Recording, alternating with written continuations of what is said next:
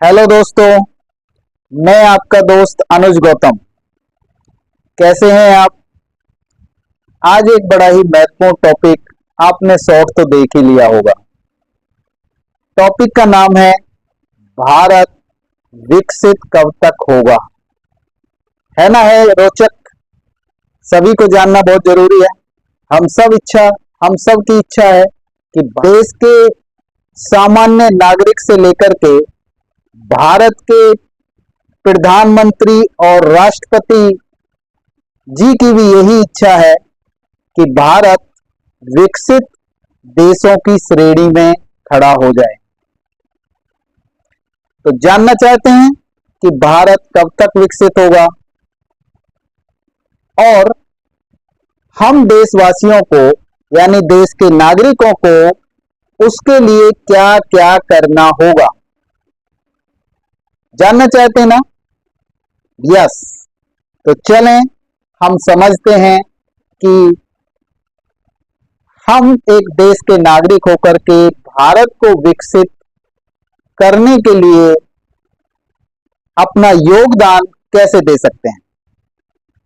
Number एक, मात्र 2-3 point में हम अपनी बात रखने वाले हैं। ध्यान से सुनेंगे, अंत तक बने रहेंगे। अगर आप चैनल पर नए हैं तो चैनल को सब्सक्राइब करें, बेल आइकॉन को दबाना ना भूलें। चलिए समझते हैं।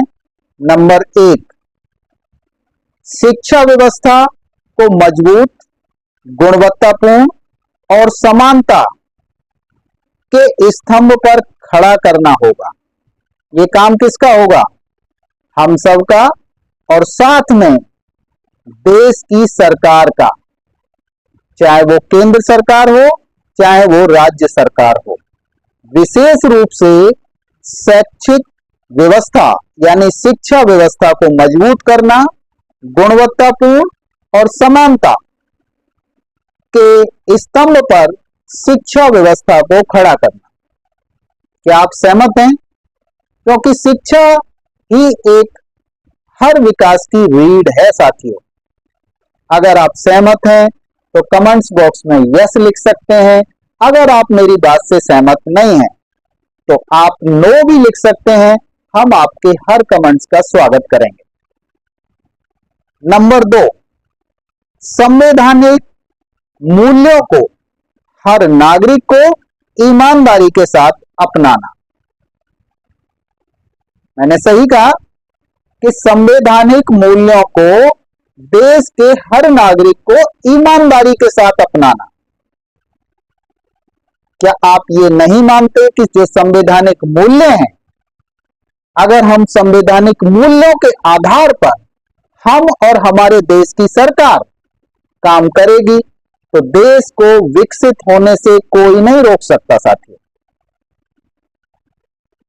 नंबर 3, इसके साथ साथ उसको, अगर संवैधानिक मूल्यों को हम देश के हर नागरिक में उतारना चाहते हैं तो हमें क्या करना होगा? सबसे पहले शिक्षा व्यवस्था के अंदर पाठ्यक्रम में भारत देश के संविधान को लागू करना होगा साथियों। किया जाना चाहिए या नहीं? संविधान स्कूलों में और पाठ्यक्रम के माध्यम से पढ़ाया जाना चाहिए या नहीं? आप कमेंट्स बॉक्स के माध्यम से बता सकते हैं। आपकी स्वीकृति और अस्वीकृति के माध्यम से, क्योंकि ये सोशल प्लेटफॉर्म है साथियों, इससे देश की सरकार भी कुछ डिसीजन लेती है। हम सब लोगों का भी एक माइंडसेट बनता है कि किस तरीके से हमें एक देश हित में काम करना चाहिए। नंबर 4 साथियों, लोगों को मानसिक रूप से समानता, बंधुता और इंसानियत को ईमानदारी के साथ अपनाना। बहुत महत्वपूर्ण सेंटेंस है साथियों, बहुत महत्वपूर्ण बिंदु है।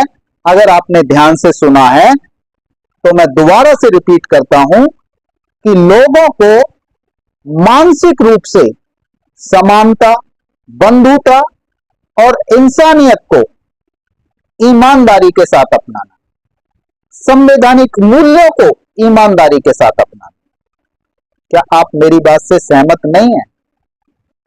क्योंकि किताबों में हर जगह समानता, स्वतंत्रता, बंधुता की बात तो होती है। क्या देश की हर घटना को अगर हम देखें क्षेत्रीय तरीके से, जातिगत तरीके से, धार्मिक तरीके से, कहीं ना कहीं वो हमारे नेचर के अंदर, वो हमारी गतिविधियों के अंदर शायद दिखाई नहीं देती है। इसीलिए निवेदन है कि हर व्यक्ति के मानसिक जो सोच है उसके अंदर समानता, बंधुता और इंसानियत होनी चाहिए। और उसे इंसानियत के नाते अगर ईमानदारी के साथ अगर हम उसे अपनी गतिविधियों में उतारेंगे तो देश को कोई भी विकसित होने से नहीं रोक सकता। साथियों, जब ये सभी काम ईमानदारी के साथ होंगे, वो हमारी देश की सरकार, राज्यों की सरकार और देश का हर नागरिक अगर ईमानदारी के साथ इन कार्यों को करेगा तो देश बहुत जल्दी विकसित हो सकता है। नहीं तो हम क्षेत्रवाद, जातिवाद, धर्मवाद, जिनके लिए संविधान अनुमति नहीं देता, ऐसी व्यवस्था में जकड़ के हम केवल कल्पना करते रह जाएंगे कि देश विकसित होगा। देश विकसित साथियों तभी होगा जब हमारी मानसिक सोच बदलेगी, जब हम ईमानदारी से संवैधानिक मूल्यों को अपनाएंगे और उसके अनुसार हम और हमारी सरकारें कार्य करेंगे। अगर आप मेरी बात से सहमत हैं तो कमेंट्स बॉक्स में यस लिखें और आप किस शब्द से अधिक प्रभावित हैं उस शब्द को भी कमेंट्स बॉक्स में लिखें। साथियों,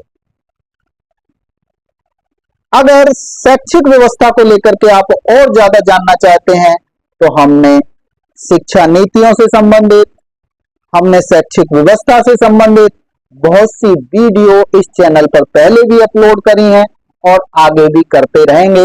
हर वीडियो को आप अंत तक जरूर देखें क्योंकि अंत में वीडियो का निचोड़ आपको देखने को मिलता है। साथियों, कॉन्स्टिट्यूशन वैल्यूज को आप समझना चाहते हैं तो वो ये प्लेटफॉर्म आपको कॉन्स्टिट्यूशनल वैल्यू, संविधान में क्या प्रावधान है, उन सब के बारे में इस चैनल के माध्यम से जानकारी दी जाती है।